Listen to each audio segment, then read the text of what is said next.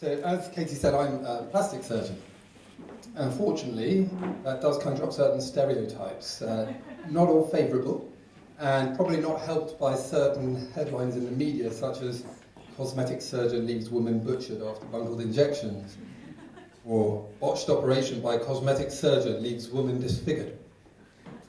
But actually, those tend not to be about plastic surgeons, because quite bizarrely and almost frighteningly, any doctor can call themselves a cosmetic surgeon and can go ahead and practice. But to be a properly accredited plastic surgeon, one has to go through many years of training covering up a wide range of areas.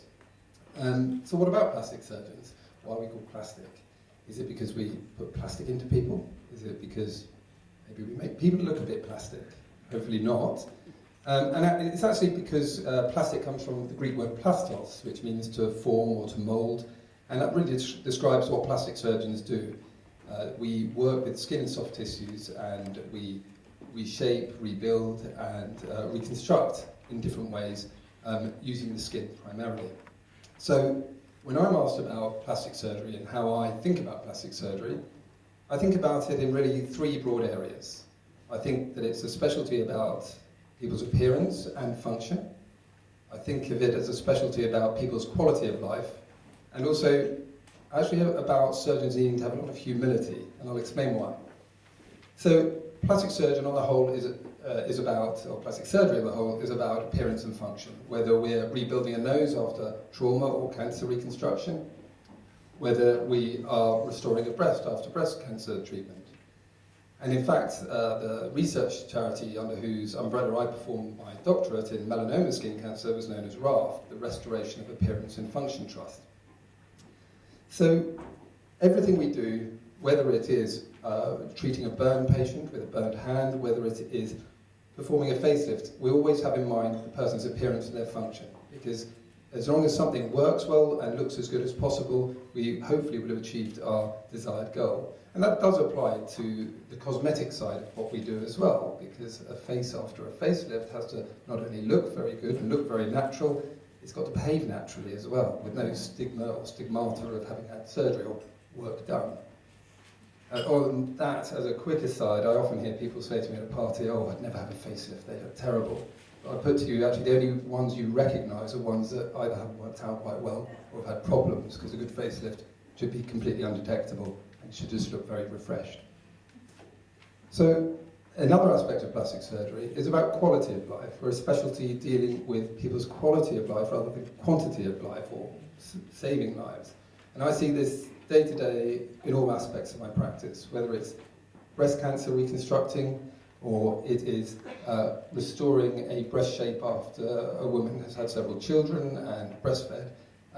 It is a specialty that enables us as plastic surgeons to really improve self-esteem, confidence, and restore a sense of well-being that I think is particularly peculiar to plastic surgery, unlike most other surgical specialties.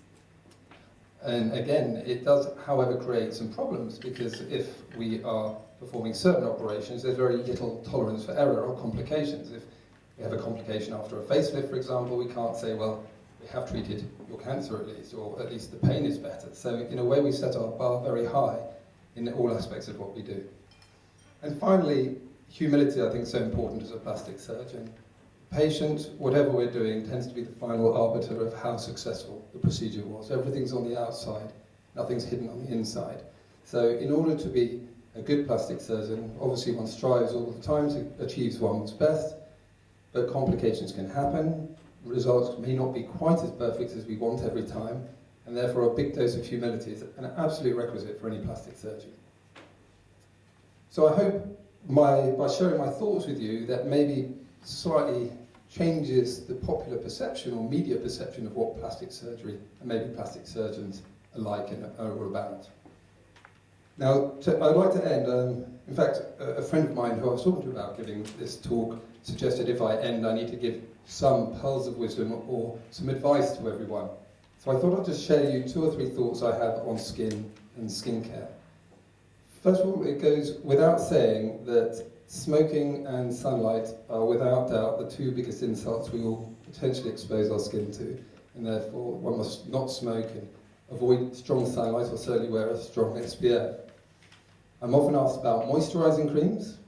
Interestingly, moisturising creams tend to actually act as barrier creams. They don't give moisture on the whole, they tend to prevent moisture loss, which is why most of them contain silicone. And interestingly, I think there's no good evidence that a cream that might cost £200 creates any significant benefit over one that may cost £20 or £30. So if I had a skincare budget for the year, I wouldn't put a great deal of it into moisturising creams.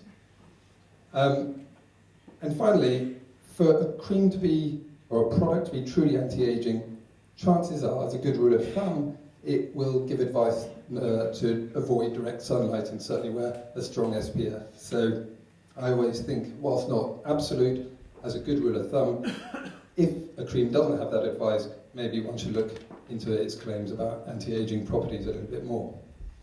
So I'm going to end up there, and I'd like to thank you all again for coming and supporting, and for the models for taking part in supporting Pickering Cancer Drop-In Centre at this fantastic event that Katie and Lynn have so marvellously organised. And I'd like to now hand back to the two Pollys to draw a raffle and announce the winners. Thank you.